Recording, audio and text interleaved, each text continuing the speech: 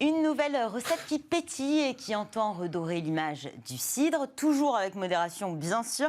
Bonjour Théo Brunet, le Potremat. Bonjour. Vous êtes cofondateur et président de Fils de Pomme. C'est une entreprise qui produit du cidre et du poiré, 100% bio, 100% français. Vous avez un lien très fort avec le cidre. C'est une histoire d'amitié avant tout, mais c'est aussi une histoire familiale. Racontez-nous. Oui, effectivement, je suis un descendant des Kermassons de Kérizel. Donc, c'est une lignée d'officiers de la Marine nationale et qui avait cette tradition depuis plus de 2 siècles de faire du cidre.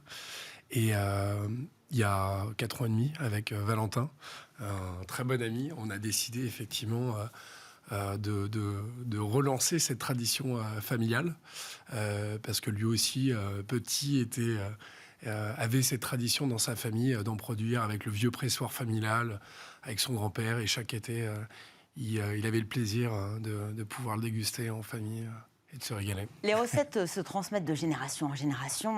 Vous avez néanmoins retravaillé les recettes que vous proposez aujourd'hui.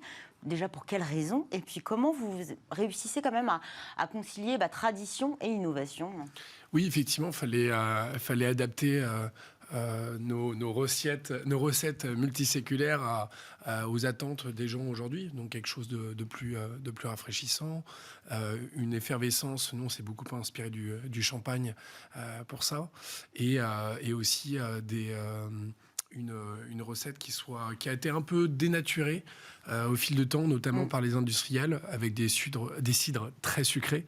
Et l'idée, c'était de redonner un peu plus de sens à ces recettes et d'aller vers justement la pureté du fruit, donc vraiment le fruit et non pas le sucre.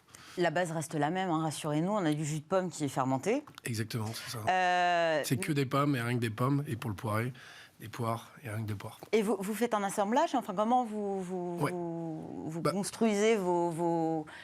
Je ne sais pas si on construit une recette, mais en tout cas, je pense qu'il y a des tests aussi en amont. Si, vous avez complètement raison, on travaille avec un maître de chai, et à l'instar de ce qu'on peut faire sur le vin, eux, ils vont travailler donc des assemblages de cépages. Nous, on va travailler des assemblages de variétés de pommes.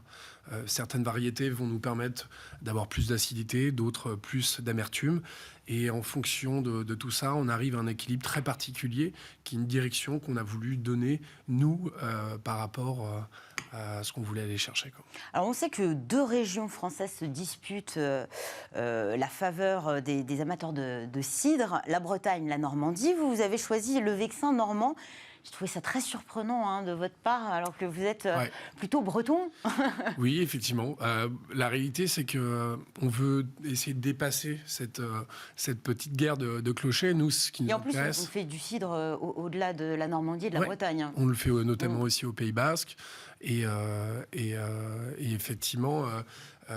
nous, notre volonté, c'était pas forcément de se raccrocher à une région particulière, si ce n'est qu'on est très fiers de nos racines. Mais ce qu'on veut, c'est aller chercher vraiment le meilleur. Et si 95% de nos variétés sont récoltées à proximité de la cidrerie, avec un réseau d'agriculteurs bio qu'on a fédéré, il y a à peu près 5% qui sont situés plus en Bretagne, qui permettent d'avoir des qualités, des variétés absolument extraordinaires, et derrière d'avoir des qualités d'assemblage assez dingues. Donc ce qu'on veut, c'est vraiment se concentrer plus sur le produit et pas se fermer à une fenêtre d'une indication géographique, mais vraiment d'aller vraiment chercher le meilleur.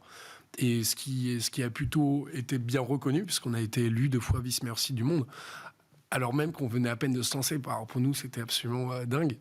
De petits jeunes comme ça qui viennent de se lancer, et la même année d'être reconnus comme ça à l'international, de représenter la France à un concours où il y a plus de 40 pays représentés, 160 maisons.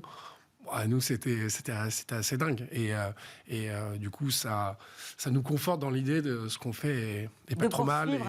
Ça vous a permis aussi de remettre le cidre sur le devant de la scène. Pourquoi ? On pense effectivement, avec le cidre, à une image un petit peu vieillotte, crêpe, galette éventuellement. Ça souffre de cette image un petit peu poussiéreuse. Pourquoi on en est arrivé là avec le cidre ? Parce qu'effectivement, malheureusement, c'est un produit qui a été associé pendant des lustres à effectivement ce plat. Et ce sont il faut le reconnaître au moins ce mérite, les anglo-saxons qui ont repositionner en fait le cidre comme une superbe alternative à la bière. Mais même aux États-Unis, Ouais, ça exactement. cartonne là-bas. On a, je crois, 80% des consommateurs de cidre qui ont moins de 40 ans.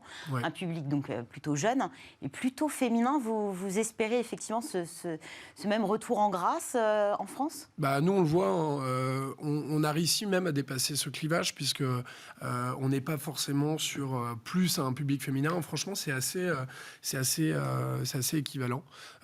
Et c'était l'idée, c'était que les hommes, autant que les femmes, puissent justement en consommer. Effectivement, on a un public peut-être un peu plus jeune, peut-être un peu plus entre 25, 35, 40, et qui prennent plaisir à redécouvrir cette boisson qui fait partie de notre patrimoine, qui a été inscrit d'ailleurs au patrimoine culinaire gastronomique français.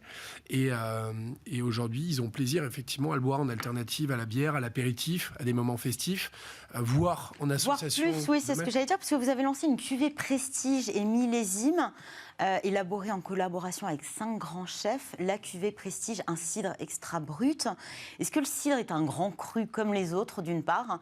Et est-ce que finalement ce travail avec les chefs n'aide pas aussi à renouveler l'image du cidre ? Oui, c'est sûr. Effectivement, on a, grâce à ces 5 chefs, dont Guillaume Gomez, la chef aussi étoilée Adeline Grattard, Victor Mercier ou encore Erwan Ledru et Kevin Deport, ces chefs nous ont aidés à vraiment nous dépasser, à aller chercher vraiment l'excellence sur ce millésime, ce grand cru. Et c'est un travail acharné de plus de 4 ans.